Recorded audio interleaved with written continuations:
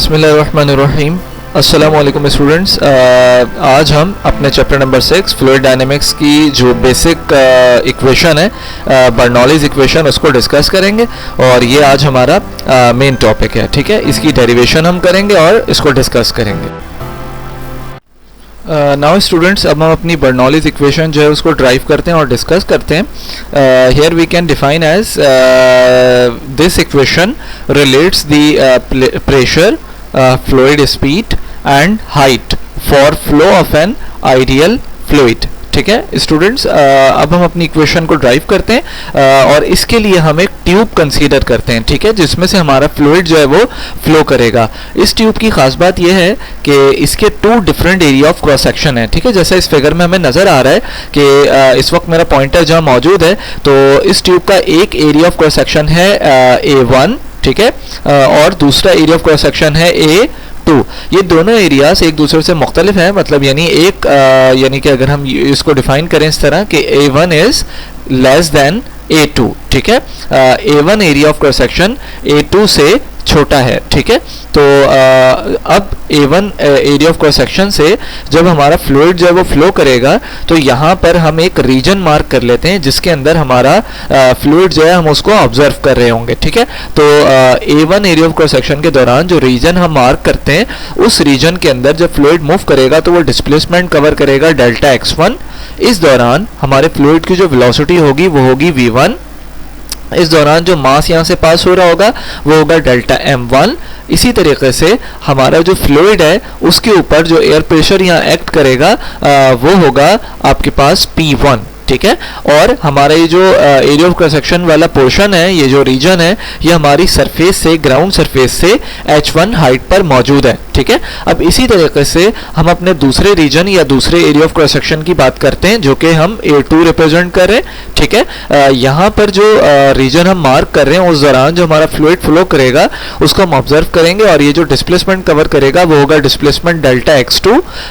जो वेलोसिटी होगी हमारे फ्लूइड की उस दौरान वो होगी v2 और जो मास ये रखता होगा वो होगा डेल्टा m2। ठीक है, और जो प्रेशर एक्ट कर रहा होगा उसकी direction A2 area of cross section पे जो प्रेशर एक्ट कर रहा होगा P1 उसके अपोजिट होगी। ठीक है, जैसे आपको इन एरोज, येलो एरोज से नजर आ रहा है। ठीक है, और इसको हम मार्क करेंगे P2 और ये जो हमारा रीजन है area of cross section A2 वाला, ये हमारी ग्राउंड सरफेस से जो हाइट पर मौजूद है वो है H2। ठीक है, तो अब हम अपने फ्लूइड को इस ट्यूब में से मूव करवाएंगे और ऑब्जर्व करेंगे और अपनी जो इक्वेशन है उसको ड्राइव करेंगे। ठीक है, तो स्टूडेंट्स ये बात हमें मालूम है कि हमारी जो बर्नौलीज इक्वेशन है वो बेस करती है law of conservation of energy पे। ठीक है, तो ये की पॉइंट है हमारे पास।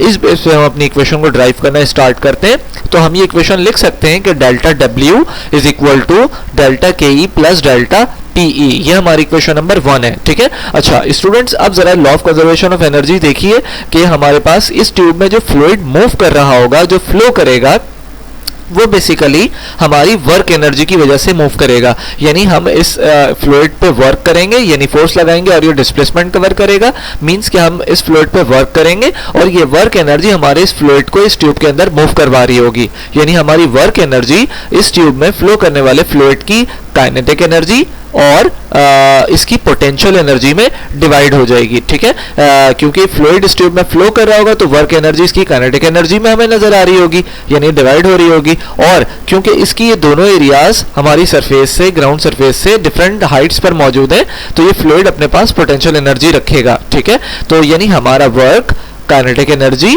और पोटेंशियल एनर्जी में फ्लूइड की डिवाइड हो रहा होगा। ठीक है, तो अब इस इक्वेशन 1 के लिए हम डेल्टा PE, डेल्टा KE और डेल्टा W यानी होने वाले वर्क डन को फाइंड करते हैं और इस इक्वेशन 1 में पुट करेंगे तो हमारी बर्नौलीज इक्वेशन हमें ड्राइव हो जाएगी। ठीक है, तो पहले हम जरा डेल्टा KE की वैल्यू को फाइंड करते हैं। तो देखिए जरा, हमारे पास जो डेल्टा KE है वो बेसिकली रिप्रेजेंट कर रहा है चेंज को, और delta KE is equal to delta KE2 minus delta K E 1, ये जो 2 और 1 रिप्रेजेंट करें हम, ये बेसिकली फाइनल माइनस इनिशियल है। ये जो हमारा सेकंड वाला पोर्शन है इसको हम कह रहे हैं कि ये फाइनल पोर्शन है हमारे फ्लूइड का जो इस ट्यूब में फ्लो कर रहा होगा, और ये जो 1 वाला portion area of cross section है इसको हम इनिशियल कह रहे हैं। ठीक है, तो हम इसको रिप्रेजेंट करते हैं delta K E 2 minus delta K E 1। अच्छा, अब स्टूडेंट्स हमें मालूम है कि काइनेटिक एनर्जी का फॉर्मूला होता है हाफ एम वी स्क्वायर, तो डेल्टा के ई 2 के लिए हम लिखते हैं half delta M 2 V 2 square, ठीक है, minus half delta M 1 V1 square. तो ये हमारे पास डेल्टा के ई की वैल्यू आ जाती है। ठीक है, अच्छा स्टूडेंट्स, अब हम अपने पोटेंशियल एनर्जी यानी डेल्टा पी को डिस्कस करते हैं। तो सिमिलरली हम लिख सकते हैं delta P is equal to delta P E 2 minus delta P E 1। हमें ये मालूम है कि पोटेंशियल एनर्जी इक्वल होती है एम जी एच के, तो हमारी इक्वेशन कुछ इस तरह आ जाएगी, delta P is equal to delta M 2 G H 2 minus delta M 1 G H 1। ठीक है, तो ये हमारे पोटेंशियल एनर्जी की वैल्यू हमें मिल जाती है इक्वेशन 1 के लिए। तो यहाँ पर स्टूडेंट्स हमने दो वैल्यूज डेल्टा के ई और डेल्टा पी ई को फाइंड कर लिया। अब हम अपने डेल्टा डब्ल्यू को फाइंड करते हैं इक्वेशन 1 के लिए। ठीक है, तो डेल्टा डब्ल्यू के लिए जरा स्टूडेंट्स देखिए, हमारा फ्लूइड जब यहाँ पर मूव कर रहा होगा तो हमारा जो वर्क डन होगा वो बेसिकली डेल्टा डब्ल्यू जो है वो W1 और W2 के इक्वल होगा। ठीक है, यानी कि जब हमारा फ्लूइड इस ट्यूब में हम मूव करवाएंगे, उसको एनर्जी देंगे जो कि डेल्टा डब्ल्यू है, तो ये जो area of cross section A1 है, इस पोर्शन से या इस रीजन से पास होते वक्त जिसको हम ऑब्जर्व कर रहे हैं, हम सपोज करते हैं कि इसका वर्क डन होगा W1, और क्योंकि area of cross section A2 जो है वो डिफरेंट है, तो यहाँ होगा वर्क डन W2। तो हम कहते हैं हमारा टोटल वर्क डन जो कि डेल्टा W है वो डिवाइड हो रहा होगा W1 और W2 में। तो इन दोनों को अगर हम सम करें तो हमारे डेल्टा W के इक्वल होगा। ठीक है, तो स्टूडेंट्स हम लिखते हैं delta W is equal to W1 plus delta plus W2।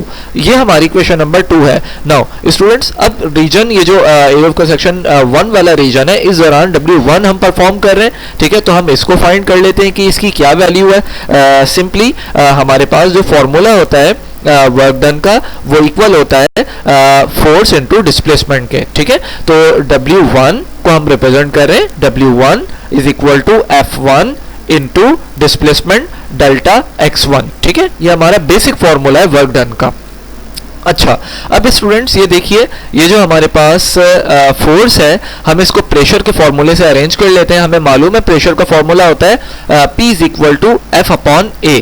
अगर हम A को P की तरफ मूव कर दें तो A यहाँ पर डिवाइड हो रहा है, वहाँ जाके मल्टीप्लाई हो जाएगा, तो हमें F मिलेगा, F is equal to P A। ठीक है, तो स्टूडेंट्स ये देखिए, अब ये जो हमारे पास वर्क डन का फॉर्मूला है ये कुछ यूं अरेंज हो जाएगा, W1 is equal to P1 A1 delta X1। ये जो F1 था इसकी वैल्यू हमने इस फॉर्मूले से यहाँ पर पुट कर दी है। ठीक है, तो W1 की हमें वैल्यू कुछ इस तरह अरेंज होते हुए नजर आ रही है। ठीक है, अच्छा अब स्टूडेंट्स एक और रिलेशन यहाँ बनता हुआ हमें नजर आ रहा है, जैसे कि हमने अपनी इक्वेशन ऑफ कंटिन्यूटी में डिस्कस किया था इस चीज को कि ये जो हमारा डेल्टा V है वॉल्यूम, इसकी यूनिट होती है, ये जो डेल्टा V यहाँ मेरा पॉइंटर जो मौजूद है इसको देखें आप, तो ये जो वॉल्यूम होता है इसकी यूनिट होती है मीटर क्यूब। अगर हम इस मीटर क्यूब को मीटर स्क्वायर और मीटर में ब्रेक कर लें तो ये रिलेशन हमारा कुछ वॉल्यूम का कुछ यूं हमें मिल जाएगा कि वॉल्यूम इक्वल होगा मीटर स्क्वायर, यूनिट होती है एरिया की। ठीक है, तो हम इसकी जगह A लिख लेते हैं, और ये जो मीटर है ये डिस्प्लेसमेंट को रिप्रेजेंट कर रहा है। ठीक है, तो इसका मतलब ये हुआ कि ये जो वॉल्यूम है ये इक्वल होगा A इंटू डेल्टा X। ठीक है, एरिया मल्टीप्लाई डिस्प्लेसमेंट। ठीक है स्टूडेंट्स, ये हमारी इक्वेशन 1 है। बिल्कुल इसी तरीके से हमारा जो डेंसिटी का बेसिक फॉर्मूला होता है वो होता है rho is equal to delta M यानी मास अपॉन डेल्टा V यानी volume. Density is equal to mass upon volume. अगर हम यहाँ से अपने डेल्टा V को फाइंड करें तो देखिए डेल्टा V को हम डेंसिटी की तरफ लेके चले जाते हैं, डेल्टा V नीचे यहाँ डिवाइड हो रहा है डेल्टा M से। ठीक है, और इस रो को नीचे मूव कर देते हैं, तो इसी इक्वेशन इसी फॉर्मूले को हम यूं लिख सकते हैं कि delta V is equal to delta M divided by rho. ये हमारी इक्वेशन नंबर B है। अब इक्वेशन A और इक्वेशन B देखिए, इनकी लेफ्ट साइड जो है वो इक्वल है, यानी दोनों तरफ डेल्टा V आ आ रहा है, ठीक है।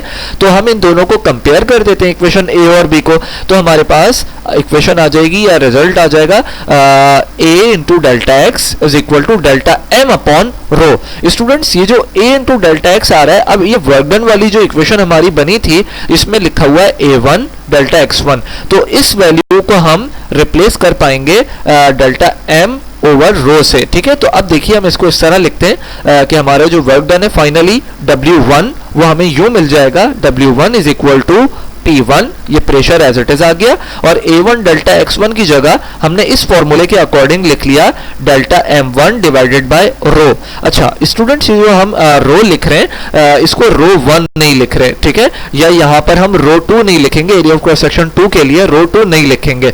हमारा जो रो होगा, डेंसिटी होगी वो सेम रहेगी, इसलिए कि एक आइडियल फ्लूइड की डेंसिटी जो है वो चेंज नहीं होती, वो कांस्टेंट रहती है, वो सेम रहती है, ठीक है, इसलिए हम इसको रो लिख रहे हैं।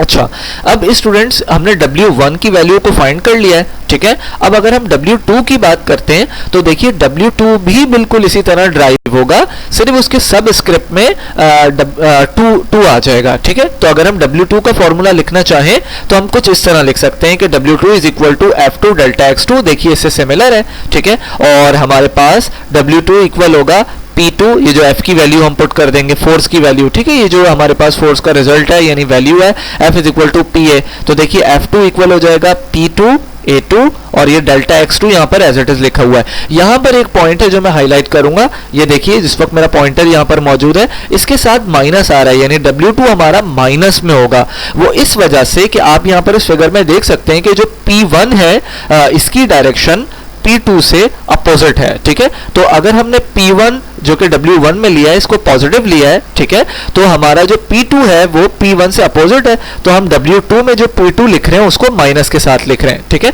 बाकी A2 डेल्टा X2 को जब हम इस रिलेशन के अकॉर्डिंग लिखेंगे तो ये हो जाएगा W2, हमारे पास W2 is equal to minus P2 delta M2 divided by row.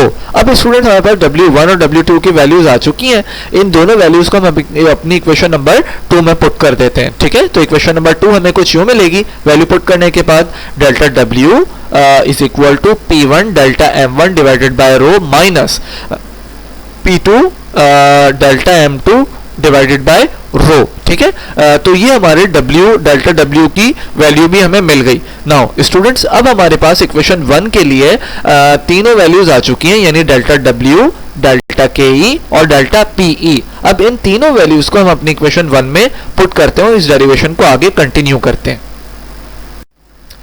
Now students, हमारे पास वैल्यू मौजूद है, हमारे पास delta W, delta KE, delta PE की वैल्यूज मौजूद हैं, तो अब इन तीनों वैल्यूज को उठाकर हम अपनी इक्वेशन नंबर 1 में पुट करते हैं, ठीक है। तो देखिए इक्वेशन 1 में अगर हम ये तीनों वैल्यूज पुट करते हैं तो हमें इक्वेशन कुछ यूं मिलेगी, देखिए आप डेल्टा W की वैल्यू पुट करेंगे तो इक्वेशन 1 में इस जगह आ जाएगा P1 delta M1 divided by rho minus P2 delta M2 divided by rho, ठीक है। ये हमने डेल्टा W की वैल्यू पुट की है, ठीक है, इक्वेशन 1 में इज इक्वल टू, ये देखिए इक्वेशन 1 का इज इक्वल टू, और हमने इसको ब्रैकेट में लिखा है डेल्टा KE की वैल्यू को, ठीक है, ये देखिए half delta M2 V2 square minus half delta M1 V1 square, ठीक है। फिर उसके साथ ये जो इक्वेशन 1 का प्लस है वो आ गया, और उसके बाद फिर ब्रैकेट में हमने डेल्टा PE की वैल्यू पुट की है, यानी डेल्टा M2 GH2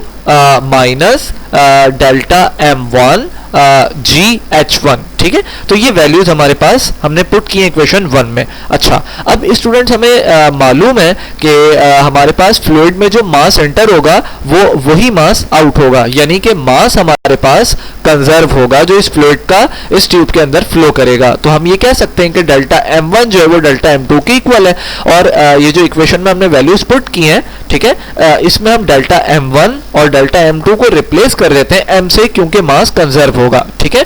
तो अब देखिए हमारी जो इक्वेशन है वो कुछ इस तरह आ जाएगी, P1 M divided by rho minus P2 M divided by rho, ठीक है, is equal to half M, ये देखिए M डेल्टा M2 की जगह हमने M रिप्रेजेंट कर लिया, ठीक है, M V2 square minus half M V1 square, ठीक है, ये वाली वैल्यू। अच्छा, फिर उसके बाद प्लस MgH2 माइनस MgH1। अब इसके बाद इस इक्वेशन में अगर हम देखें तो हमारे पास कुछ कॉमन आ रहा है, यानी अगर हम अपनी लेफ्ट साइड पे देखें तो m अपॉन रो कॉमन आ जाएगा।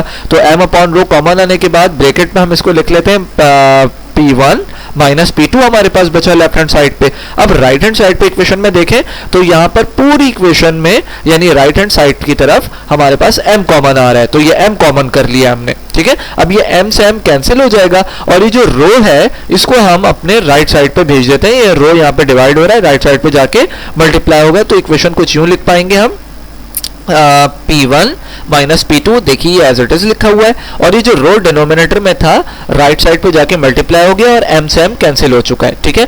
तो रो इस पूरे ब्रैकेट से आके मल्टीप्लाई हो रहा होगा। अब इस रो को इस ब्रैकेट में मल्टीप्लाई करते हैं तो हमारे पास इक्वेशन आ जाएगी P1 minus P2 is equal to, देखिए rho half rho V2 square minus half rho V1 square plus rho GH2 minus rho GH1, ठीक है। तो स्टूडेंट्स ये हमारे पास वैल्यू आ गई। अब हम सिंपल क्या करते हैं कि जो हमारे वन सबस्क्रिप्ट वाले पैरामीटर हैं यानी वन वाली वैल्यूज को एक तरफ कर लेते हैं और टू वाली वैल्यूज को एक तरफ कर देते हैं, ठीक है।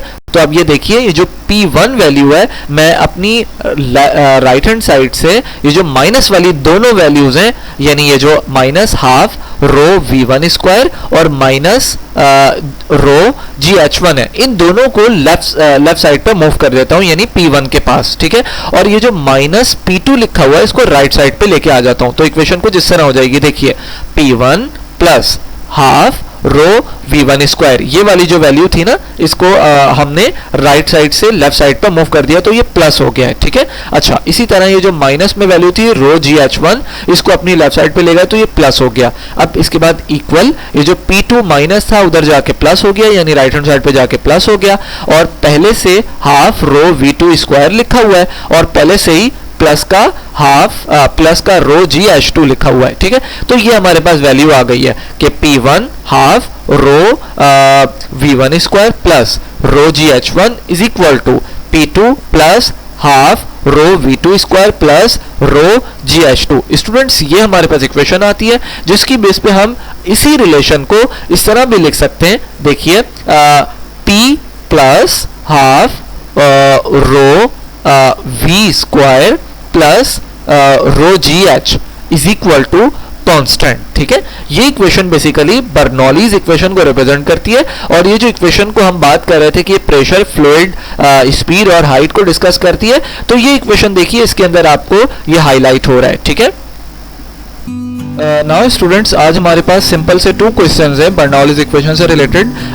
फर्स्ट क्वेश्चन हमारे पास है कि हमारी जो बर्नौलीज इक्वेशन है वो किस लॉ पे बेस्ड करती है, ठीक है। और सेकंड क्वेश्चन है कि हमारे पास बर्नौली की जो एप्लीकेशंस हैं उनमें से कोई सी भी 3 एग्जांपल्स आप हमें दीजिए, ठीक है। तो बर्नौली की 3 एप्लीकेशंस आपको बतानी है और ये बताना है कि बर्नौली इक्वेशन किस लॉ पे बेस करती है। Thank you so much students, have a good day.